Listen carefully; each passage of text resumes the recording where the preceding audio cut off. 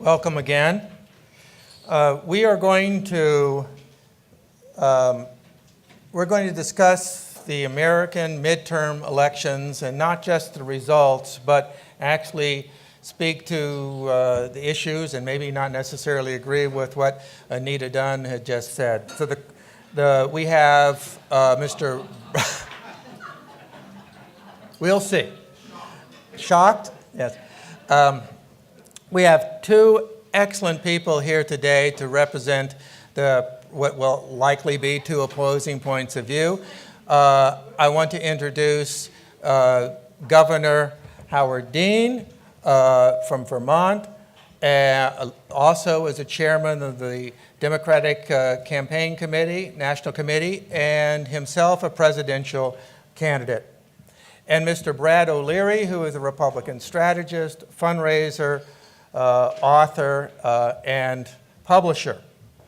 TV producer too, I think. So, true. So I don't know where he finds all the time to do all that. So what we're going to do is allow each of them to talk for a while. I know Mr. O'Leary has had some materials passed out here that I'm sure that he will want to go through. And then we're going to try and take more questions than we had before.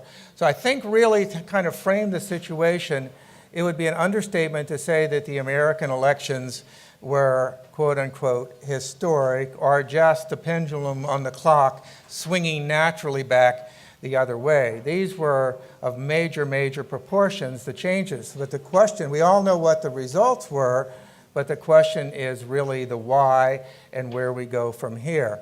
A lot of stories I've not seen reported. For instance, the down ballot situation. Hundreds and hundreds of state legislator seats changed hands.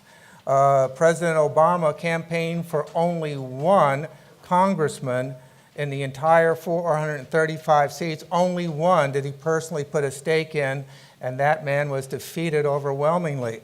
So I think, as a Republican standing here, that you interpret the results of the American elections as a rejection of his policies. Democrats perhaps see this as a failure to communicate and not enough time for his policies to be enacted and produce results.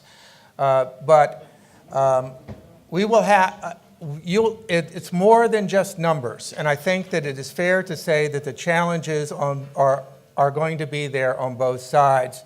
That the Democrats acknowledge that perhaps there was a rejection of policies and do what Bill Clinton did after 1994 and do a mid-course correction, or do they hold firm with where they are? Do Republicans have within their own ranks expectations that they cannot begin to fulfill, and will that result in disenchantment with a huge segment of the American voting populace?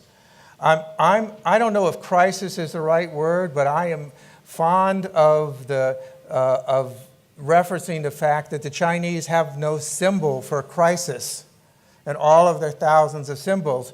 So what they do is they put together a symbol for danger and a symbol for opportunity. And I think both parties have an opportunity, but also face grave danger depending on how they handle and how they react to the American midterm elections. So I'm going to turn this over to the governor, who I found I agree with more than I could possibly in small talk, but please don't tell any of the people I work with that. Governor, that's it.